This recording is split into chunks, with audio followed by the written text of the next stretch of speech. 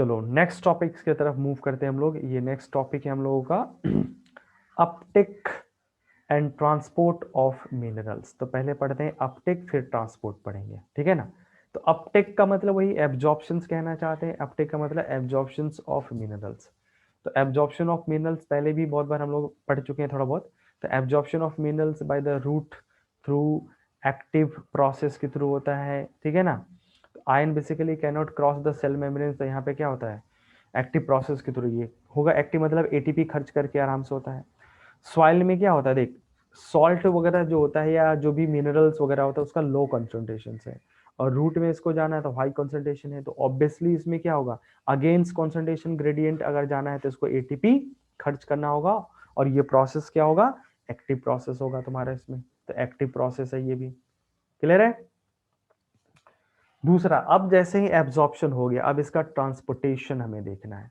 तो ट्रांसपोर्टेशन दो तरह का होता है, एक रेडियल ट्रांसपोर्टेशन और एक है अपवर्ड, मतलब इसको बोल सकते हो तुम लोग वर्टिकल ट्रांसपोर्टेशन, ठीक है। तो पहले रेडियल, तो रेडियल में रूट हेयर, ये रूट हेयर यहाँ से एब्जॉर्ब करके भेजा इसको, रूट हेयर या फिर मान लो एलोंगेशन वाला पार्ट है, तो रूट हेयर हो या ना हो, ठीक है, रूट हेयर होना है, लेकिन इसमें सेल्स होता है इपिडर्मिस का, ठीक है। तो रूट हेयर से इपिडर्मिस, इपिडर्मिस से कॉर्टिकल सेल्स, कॉर्टिकल सेल्स से एंडोडर्मिस, एंडोडर्मिस से पेरिसाइकल, फिर उसके बाद जाइलम, और जाइलम के बाद फिर स्टार्ट होगा वर्टिकल कंडक्शंस। देख ये जो एंडोडर्मिस है ये काफी इंपॉर्टेंट मायने रखता है, क्योंकि यहाँ पे एक कैस्पेरिन स्ट्रिप्स होता है तो पानी होने को तो रोकता है, लेकिन इसमें कुछ सेल्स होता है जो एक कार्डियक पॉइंट की तरह या एक चेक पॉइंट की तरह काम करता है। किसके तरह, कार्डियक, मतलब that part of that endodermis able to regulate, ठीक है ना, quality and quantity of the minerals, जिसका एब्जॉर्प्शन होगा, है ना। तो it has a transport proteins which control the quality and quantity of minerals. Quality as well as the quantity, दोनों कितना जाएगा और कौन कौन सा मिनरल्स जाएगा उसको ये कंट्रोल करता है, इसलिए इसको बोलते हैं कार्डियक पॉइंट या चेक पॉइंट्स कहा जाता है। नेक्स्ट आ जाता है अपवर्ड ट्रांसपोर्टेशन। तो अपवर्ड ट्रांसपोर्टेशन जो है या इसको वर्टिकल ट्रांसपोर्टेशन, तो अभी जो हम लोगों ने एसेंट ऑफ शेप पढ़ा था वही है। यहाँ पे देख ये लिखा ना ट्रांसपिरेशनल पुल, तो यहाँ पे मैं चाहे तो बोल सकता हूँ एसेंट ऑफ शेप भी कह सकता हूँ। तो जाइलम चैनल ऑफ रूट से top of the plant, that is plants के जो भी पार्ट्स हैं, स्टेम है या लीफ है, फ्लावर है, जिस पार्ट तक जाना चाहे वहां तक ये चला जाएगा तुम्हारा। तो अपवर्ड कंडक्शंस, ठीक है। सिमिलरली मिनरल्स का भी सेम वही हाल है तुम्हारा। तो मिनरल ट्रांसपोर्टेशन ही पढ़ने, तो वाटर का और मिनरल्स का सेम तरीके से ट्रांसपोर्टेशन होता है। नेक्स्ट पॉइंट है sink of the minerals. Sink of the mineral, sink का मतलब होता है कि ये कहाँ पे यूज्ड होगा, मतलब किन के द्वारा यूज होगा, ठीक है। तो ऑब्वियसली जैसे हम लोगों ने जो मिनरल्स भेजा है, जैसे मान ले कैल्शियम है या मैग्नीशियम है, ठीक है। तो कैल्शियम और मैग्नीशियम पैक्टेट के साथ मिलके मिडिल लामेला बनाते हैं या सेल वॉल के कंपोनेंट्स के फॉर्म में, ठीक है ना। या फिर मान लो जैसे क्लोरीन है या फिर आयरन है, मैग्नीशियम है, तो क्लोरोफिल या फॉस्फेट है, जीएनए आरएनए जो भी बनाना है, तो वो कहीं ना कहीं यूटिलाइज्ड होता है। तो जैसे सिंक में यंग लीफ जहाँ पे फॉर्मेशन हो रहा है लीफ का, तो उसमें क्या होगा, कंपोनेंट मटेरियल्स की तो जरूरत होगा ना। उसी तरह से मेरिस्मेटिक सेल्स है, डेवलपिंग फ्लावर है, फ्रूट है, सीड है, तो ये सिंक होता है। दैट मीन्स जो मिनरल एब्जॉर्ब हुआ था फिर अल्टीमेटली प्लांट्स के पार्ट तक ट्रांसपोर्ट किया गया था, उनको यूटिलाइज कौन करता है, तो यंग लीफ करेगा, मेरिस्मेटिक सेल्स करता है, या डेवलपिंग फ्लावर, फ्रूट या सीड यूटिलाइज करता है, ठीक है। नेक्स्ट उसके बाद है इस मिनरल्स को कैसे ये सिंक जो है लेता है। सिंक का मतलब हो गया, देख जैसे मान ली कि ये था जाइलम चैनल, और ये वाला जो पार्ट है यहाँ पे लीफ है, तो ये मिनरल्स जो है इस सिंक से, मतलब इस चैनल से, जाइलम चैनल से निकल के अल्टीमेटली इस लीफ तक कैसे पहुंचता है ना, ये वाला रास्ता कैसे तय करता है। तो taking of minerals elements by the sink cells from the xylem channel of the shoot is done by, एक तो डिफ्यूजन है और दूसरा एक्टिव ट्रांसपोर्टेशन होता है तुम्हारा, ठीक है। तो डिफ्यूजन और एक्टिव ट्रांसपोर्टेशन। नेक्स्ट पॉइंट है रीमोबिलाइजेशन ऑफ द मिनरल्स। तो एक्चुअली में क्या होता है, जैसे कुछ मिनरल्स जैसे ओल्ड लीफ से निकल के वो वापस से यंग लीफ में चले जाते हैं, ठीक है। तो इस फेनोमेना को बोला जाता है मिनरल रीमोबिलाइजेशन। दैट मीन्स ये ओनली पॉसिबल है मोबाइल एलिमेंट्स के द्वारा, ठीक है। जैसे सिंपल सा है nitrogen, phosphorus, potassium, these are considered as mobile elements, ठीक है, मोबाइल एलिमेंट्स। तो जब कोई लीफ ओल्ड होता है और अल्टीमेटली लीफ जब ओल्ड होगा तो वो येलो कलर का हो जाता है। दैट मीन्स उसमें क्या हुआ, नाइट्रोजन फास्फोरस जो था वो हटना स्टार्ट होता है, क्लोरोसिस हो जाता है, ठीक है। वो गया कहाँ पे, तो वो उस ओल्ड लीफ से निकल के यंग लीफ की तरफ पहुंच जाता है, तुम्हारा यंग लीफ में चला जाता है। तो इसी प्रोसेस को हम कहते हैं तुम्हारा रीमोबिलाइजेशन ऑफ मिनरल एलिमेंट्स, कहते हैं remobilisation of mineral elements. Clear है। ये ओल्ड लीफ से कहा जाएगा, यंग लीफ में जाता है। तो यहाँ पे ध्यान रखना, nitrogen, phosphorus, potassium consider to be a mobile elements, और यहीं पे कैल्शियम जो होता है ये इमोबाइल एलिमेंट्स होता है। क्या होता है, इमोबाइल्स एलिमेंट्स होता है, ठीक है। कोई दिक्कत नहीं यहाँ तक। तो ये था मोबाइल मिनरल्स का एब्जॉर्प्शन। अब आ जाते हैं, लास्ट टॉपिक है ये हम लोग का इस चैप्टर का, फ्लोएम ट्रांसपोर्टेशंस। क्या है, phloem transportations, the flow from the source to the sink. देख फ्लोएम जैसे आता है ट्रांसपोर्टेशन, तो उसमें एक चीज सबसे पहले दिमाग में आता है कि ये बाई डायरेक्शनल ट्रांसपोर्टेशन होता है। तो यहाँ पे बाई डायरेक्शनल्स का मतलब क्या होता है वो भी समझा देंगे। लेकिन यहाँ पे देखो ये लॉन्ग डिस्टेंस ट्रांसपोर्टेशन का एक पार्ट है, और ऑब्वियसली अगर फ्लोएम का है तो मतलब इसमें फ्लोएम एलिमेंट्स में जो सीबीटी होता है वही पार्टिसिपेट करता है, और साथ में ट्रांसपोर्टेशन किसका होता है, फूड का। तो पहले भी याद दिलाया था, जाइलम जो होता है वो जल मतलब वाटर का ट्रांसपोर्टेशन करता है, फ्लोएम मतलब फूड का ट्रांसपोर्टेशन करता है तुम्हारा इसमें, ठीक है। अब यहाँ पे जो बाई डायरेक्शनल है वो इस वजह से क्योंकि यहाँ पे सोर्स और जो सिंक होता है वो कभी कभी चेंज हो जाता है, ठीक है। सोर्स एंड सिंक जो है वो चेंज हो जाता है, ठीक है। अब ये क्या इसका मतलब उसको भी समझाते हैं। जैसे मान ले फिलहाल अभी सोर्स देखते हैं, ठीक है ना। सोर्स का मतलब हो गया कि व्हिच वन जो गोइंग टू क्या करेगा, सप्लाई करता है फूड। तो मैच्योर लीफ में फूड का सिंथेसिस होता है, तो ये सोर्स मान लिया हम लोगों ने। और ये सोर्स से जो फूड है मूव करके कहाँ जाता है, शिंक में जाता है। शिंक मतलब जहाँ पे यूटिलाइज होता है, जैसे young leaf, meristem, fruit, seed है, ठीक है। तो जैसे मान ले जैसे तेरा फ्रूट है या सीड है या फिर मेरिस्टम है, तो कहीं भी रूट में, स्टेम में, कहीं पे भी कुछ भी फूड क्या होता है, स्टोर्ड हो जाता है। और अगर मान ले फिर से अगर चाहिए होता है, जैसे लीफ को न्यूट्रिशन चाहिए होता है, तो ये वापस डायरेक्शन होता है ना।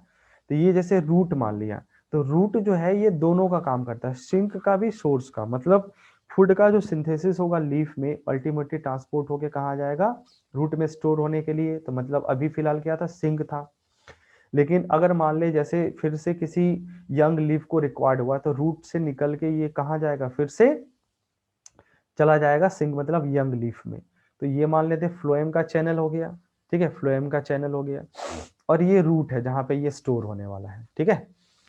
तो देख फोटोसिंथेसिस हुआ लीफ में, और लीफ से फूड आके जमा हो गया कहाँ पे, ये जमा हो गया इस रूट वाले पोर्शंस में। अब फिर मान ले इधर कोई लीफ है और इसको चाहिए न्यूट्रिशन, तब फिर यहाँ से क्या हो रहा है, ट्रांसपोर्ट हो गया वापस जा रहा इस लीफ में। तो ये क्या हो रहा है, बाई डायरेक्शनल हो गया ना, यही ट्रांसपोर्टेशन क्या हो गया, बाई डायरेक्शनल हो गया तुम्हारा, ठीक है। तो बाई डायरेक्शनल ट्रांसपोर्टेशन होता है। देख अभी जैसे फर्स्ट वाले केस में, मतलब इस केस में क्या था, लीफ क्या था, सोर्स। ये क्या था, ये सोर्स था। और रूट क्या था, रूट था सिंक। लेकिन सेकंड केस में मतलब इस वाले केस में अभी क्या हो गया, रूट जो हो गया ये बन गया है सोर्स, और जो लीफ है वो क्या बन गया है, सिंक बन गया है। तो यहाँ पे क्या हो गया, ये पॉसिबल होता है सोर्स और तेरा क्या बोलते हैं इसको सोर्स और सिंक जो है वो कभी कभी इंटरचेंज हो जाता है, इस वजह से यहाँ पे बाई डायरेक्शनल ट्रांसपोर्टेशन पॉसिबल है, ठीक है।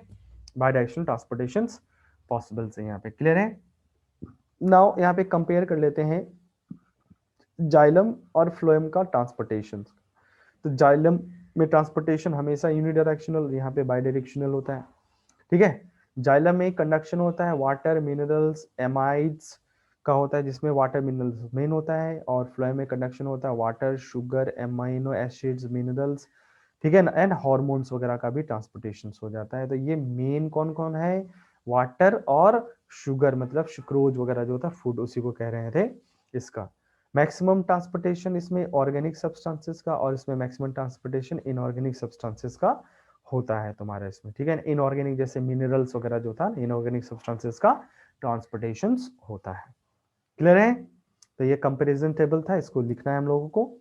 अब आ जाते हैं यहाँ पे कि कैसे ट्रांसपोर्टेशन होता है। तो यहाँ पे हाइपोथेसिस हम लोगों को पढ़ना है, प्रेशर फ्लो या mass flow hypothesis, pressure flow या मास फ्लो हाइपोथेसिस।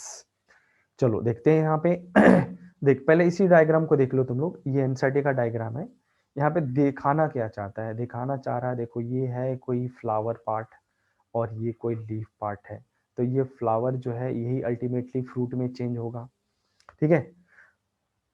लीफ में फोटोसिंथेसिस होता, फूड बनता है, और ये जो दिख रहा है व्हाइट वाला पोर्शन जो है ना तुम लोगों को यहाँ पे दिख रहा है, ये सारे व्हाइट पोर्शन जो है ये इसको बोलते हैं फ्लोएम चैनल कहते हैं। ये क्या है, फ्लोएम चैनल कहते हैं। यही सब के सब क्या है,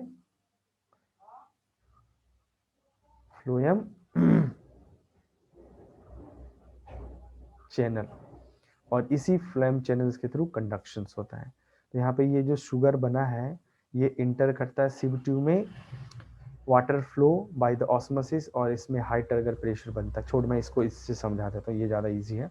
देख, मेसोफिल सेल्स जहाँ फोटोसिंथेसिस होता है, सुक्रोज बनता है, sucrose companion cells, companion cell से सिव ट्यूब में। तो सिव ट्यूब में एक प्रोसेस हुआ यहाँ पे जिसको बोलते हैं हम लोग लोडिंग। क्या बोलते हैं, लोडिंग। और ये एटीपी कंज्यूमिंग प्रोसेस होता है, मतलब एक्टिव प्रोसेस है। ये क्या है, एक्टिव प्रोसेस होता है। अब जैसे ही इससे क्या होता है, लोडिंग हुआ कहाँ पे, सिव ट्यूब में, मतलब तेरा ये तेरा किसमें, फ्लोएम चैनल में, ठीक है। जैसे लोड हुआ तो फ्लोएम चैनल का ओपी बढ़ा, ओपी बढ़ने का मतलब वाटर पोटेंशियल कम हुआ, और वाटर पोटेंशियल जैसे कम होगा तो फ्लोएम चैनल्स क्या होता है, take water from the xylem channels, और इसका टीपी बढ़ने लगता है। तो इस जगह पे क्या होता है, टर्गर प्रेशर्स, यहाँ पे टर्गर प्रेशर यहाँ पे लिखा मैंने, देख टर्गर प्रेशर्स क्या होता है, टीपी बढ़ जाता है इस पॉइंट पे, ठीक है। टर्गर प्रेशर जैसे बढ़ा तो अब यहाँ पे नीचे क्या होता है, दूसरे किसी जगह क्या होगा, टर्गर प्रेशर कम होगा, तो यहाँ पे टीपी क्या दिखा रहा, कम है। या फिर मान लो यहाँ पे क्या है, टीपी कम है। तो एक ग्रेडियंट बन गया ना, हाई टीपी से लो टीपी। तो फूड का ट्रांसपोर्टेशन होता है हाई टीपी से लो टीपी की तरफ, मतलब सिंक तक आता है। अब जब सिंक तक आया तो फिर से यहाँ पे प्रोसेस होता है अनलोडिंग, ये भी एटीपी कंज्यूमिंग प्रोसेस होता है, एटीपी रिक्वायर्ड होता है। अब ये अनलोड का मतलब हो गया कि फ्लोएम चैनल से निकल के रूट में जाके जमा हो जाता है, और रूट में जमा होने के लिए यहाँ पे सुक्रोज जो है ना स्टार्च में कन्वर्ट हो जाता है। तो बायोमोलिकुल्स में, बायो मॉलिक्यूल्स चैप्टर में मैंने तुम लोगों को समझाया होगा कि जो सुक्रोज होता है ये मोस्ट प्रेफरेबल फॉर्म होता है किसके लिए, फॉर ट्रांसपोर्टेशंस के लिए। बट वहीं पे अगर हम बात करें किसका, तेरा स्टार्च का, ठीक है, स्टार्च का, तो स्टार्च का जो ट्रांसपोर्टेशन होता है, सॉरी स्टार्च होता है, ये मोस्ट प्रेफरेबल फॉर्म होता है स्टोरेज के लिए। कोई बता सकता है क्यों, स्टार्च क्यों प्रेफरेबल फॉर्म है स्टोरेज के लिए, एनीवन? जो स्टार्च होता है ये ऑस्मोटिकली इनएक्टिव होता है। क्या होता है, ऑस्मोटिकली इनएक्टिव होता है। क्या हो गया, ऑस्मोटिकली इनएक्टिव होता है। तो इस वजह से मान ले किसी सेल्स के अंदर स्टोर भी होगा ना, जैसे स्टोर होगा ये स्टार्च, तो इसका ओपी नहीं बढ़ेगा घटेगा, ओपी बढ़ेगा घटेगा कुछ नहीं होगा। नहीं तो अगर मान लो ओपी बढ़ता है तो वाटर पोटेंशियल घटता है ना, तो ये वाटर एब्जॉर्ब करने लगता है, फिर ये फूल जाता है, टर्जिट हो जाता है। तो ऐसा कुछ भी नहीं होने वाला है यहाँ पे, ठीक है ना, यहाँ पे कुछ भी ऐसा नहीं होने वाला है, ठीक है। तो यहाँ ध्यान रखना कि स्टार्च मोस्ट प्रेफरेबल फॉर्म होता है क्योंकि ये ऑस्मोटिकली इनएक्टिव होता है, ठीक है। तो ये था हम लोग का प्रेशर फ्लो, ठीक है, क्लियर है। देख यहाँ पे भी वही चीज है ना, sugar leaf sieve tube for metabolism and store water flow by the osmosis, है ना, वो ये इसको समझ लेना। अब लास्ट एक यहाँ पे है गर्डलिंग एक्सपेरिमेंट्स। तो गर्डलिंग एक्सपेरिमेंट स्पेशली हम लोग इसलिए करते हैं कि just we want to prove that कि ये जो ट्रांसपोर्टेशन है फूड का वो किसके थ्रू होता है, वो होता है तेरा फ्लोएम के थ्रू होता है। और फ्लोएम कहाँ मिलता है, अगर एनाटॉमी थोड़ा भी याद हो तो उससे पता चल जाएगा। देखिए यहाँ पे जो फ्लोएम है वो कहाँ मिलता है, बार्क में मिलता है। तो बार्क क्या होता है, all the tissue which present outside the vascular cambium, vascular cambium के बाहर होता है। तो अगर वेस्कुलर कैम्बियम के बाहर, तो उसी में सेकेंडरी फ्लोएम होता है ना। तो मतलब अगर बार्क तुमने हटा दिया तो फ्लोएम हट जाएगा। तो इससे हमें प्रूव करना है गर्डलिंग एक्सपेरिमेंट्स के। तो it performs to know that phloem involve in the food transportation. तो यहाँ पे क्या करते हैं, एक बार्क को रिमूव करते हैं रिंग के फॉर्म में, है ना, रिमूव कर दिया, removing bark ring all the tissue outside the vascular cambium.